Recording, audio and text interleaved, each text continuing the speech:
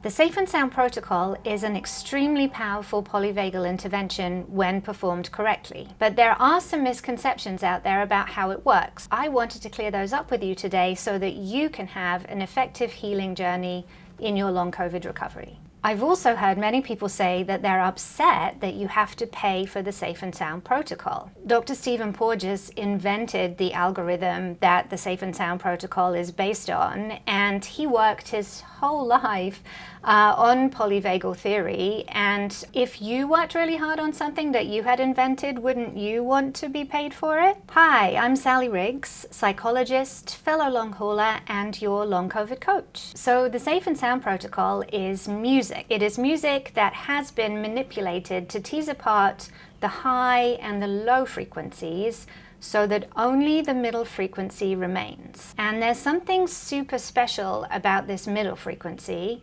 It's the frequency of human speech, the frequency that communicates safety to the nervous system. The Safe and Sound Protocol is a non-invasive behavioral neural intervention that is intended to improve vagal tone and flexibility so that our nervous system can feel safe. It creates permanent and positive change in the nervous system. And this protocol, this intervention, was the first thing that made a difference for me with my long COVID recovery. And that's really why I talk about it so much and why I have it available in my practice. But the Safe and Sound Protocol will only be effective if it's executed effectively. So I've heard all kinds of things that people have said about using music to calm your nervous system. And yes, the Safe and Sound Protocol is music, but it's not just music. As I've explained, it has been frequency manipulated. So you can't just pull up, for example, Disney music to calm your nervous system, any more than you can pull up any other kind of music that you would get on any kind of music streaming system. This music is special, and the particular frequency that has been selected does a very special job of helping calm your nervous system. So the Safe and Sound music is within an app. It's not on Spotify or Apple Music or YouTube or anywhere else. I do like to listen to other calming music when I'm not practicing, and especially in my recovery journey, I have refound a love of classical music and particularly violin music, which I do find to be soothing to my nervous system. But this is not the Safe and Sound Protocol. The Safe and Sound Protocol is not specifically calming to your nervous system. It's an intervention for your nervous system. You, in your recovery, can listen to what you like, but it won't be audio from the Safe and Sound Protocol unless you're working with a practitioner who is providing that. It won't have the same results. Nervous system work, when done correctly, it causes some symptoms or exacerbation in your nervous system. And the reason is, if we think back to our polyvagal theory, you've got your rest and digest at the top, you've got your fight or flight sympathetic activation in the middle, and then you've got your immobilization, shutdown, or sometimes we call it freeze response at the bottom. Most of us with long COVID are spending the majority of our time in shutdown, immobilization, freeze response. And that is characterized by that chronic fatigue, that heaviness, shutdown of our organ systems.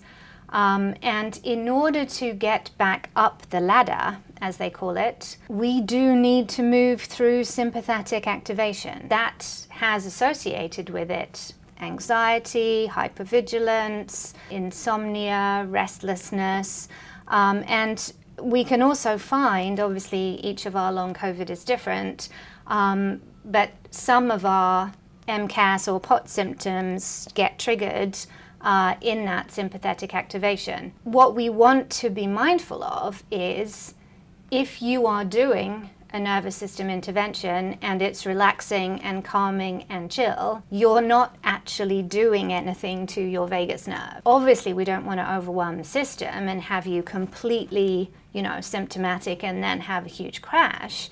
But just a little bit of something that gives us an indication that we're stretching the nervous system and improving its flexibility, you might have a little bit of anxiety or some hot flashes or some headaches or some irritability, which I also experienced when I was doing the SSP. When we're working with somebody to administer the SSP, again, this is why we're coming back to it needs to be administered correctly. You want to titrate that so that the amount that you're listening just triggers a teeny tiny little bit of these things, and then you wait a couple of days, let the nervous system calm down again, and then do a little bit more. And so the importance of picking the right practitioner, and I do have another video that goes into a lot of detail about that, which we'll link for at the top so that you can get more information about that. This is a very powerful intervention. It is not to be taken lightly. And when I did the Safe and Sound initially, which was, back in about this time, 2 years ago, I started end of September 2021. I personally was working with a company that didn't deliver it over Zoom with a practitioner for co-regulation. I was left by myself, which I hear stories that other people also have had that experience. And it was a rough ride. That is why I don't administer it that way myself.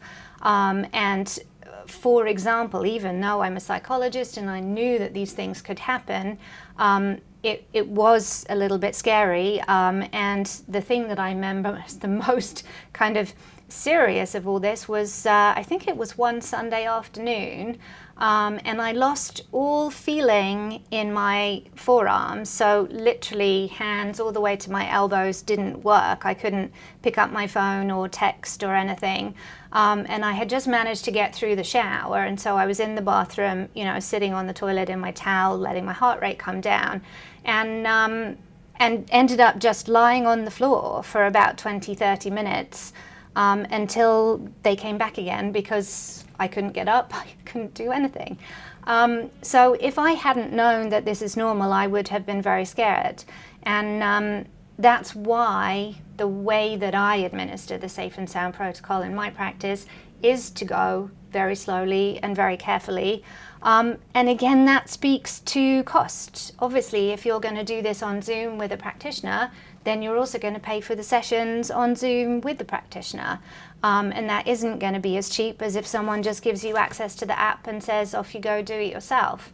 But again, I know that we all have had a tough time and have paid a lot for medical treatments and are struggling to work, and finances are tough. But ultimately what we do want to try and do is invest in treatments that are happening the right way and not cutting corners and doing things cheaply and then having a horrible time because we've had to white knuckle it, which isn't really fair to our nervous systems. It is important to take the process slowly, and especially with long COVID.